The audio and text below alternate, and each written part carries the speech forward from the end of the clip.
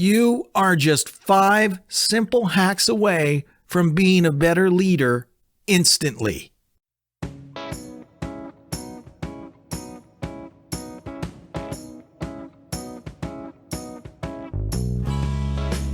This is Leading from the Basement, the daily podcast for leaders with short attention spans. I'm your host, Jeremy Lennon. Today, we are going to talk about 5 simple but powerful hacks that will make you a better leader instantly. And as a special treat today for you, the home viewer, I've added a bonus hack at the very end, so stick around for that. Number 1, so simple and yet so elemental and powerful. Say thank you. Get into the habit of telling your team members that you appreciate them. Thank them for a job well done and try to catch them doing things right. Good work that gets noticed gets repeated. So look for opportunities to congratulate people for doing a job well done and call attention to it. Get in the habit of saying thank you and expressing your gratitude. Number 2, and this one is huge, focus on strengths. Focus on strengths. Most performance management programs that you look at, they focus on gaps. They look at weaknesses and want you to focus on that. That is completely the wrong approach. You want to accentuate the positive and focus on the things that your employees already do really well. It's easier for them to improve in an area where they're already strong than to close a gap, which makes sense, right? They're already naturally good at something. It's easier for them to improve on that than to improve on something that's a weakness. And this leads us to our next hack. Number 3, manage around weaknesses.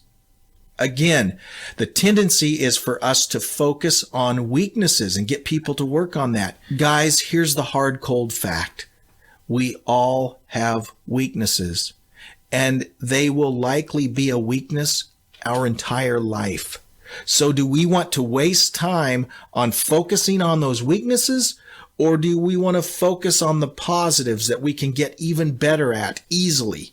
That's where we're going to get more success, is focusing on the positive, not on the weaknesses. We manage around the weaknesses. If you've got someone on your team that's not good at something, have someone else on the team who's good at it do that. And the converse is true, right? If there's someone on your team that's really good at something, look for opportunities to let them do that. Focus on strengths. Remember, that was hack number 2. Manage around weaknesses. Hack number 3. Hack number 4. Oh, this is so frustrating. Ask any employee. They will tell you this drives them crazy. Stop micromanaging. Trust your people. Give them the space to do their jobs. An interesting thing is happening over the last few months as more and more folks are being sent home to work from home for COVID. Lots of companies are seeing the performance actually go up when people are working from home.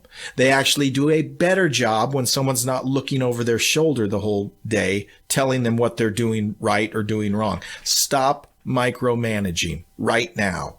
Number 5, it's kind of a combination. I call it don't be a jerk. That's kind of obvious, right? Just don't be a jerk.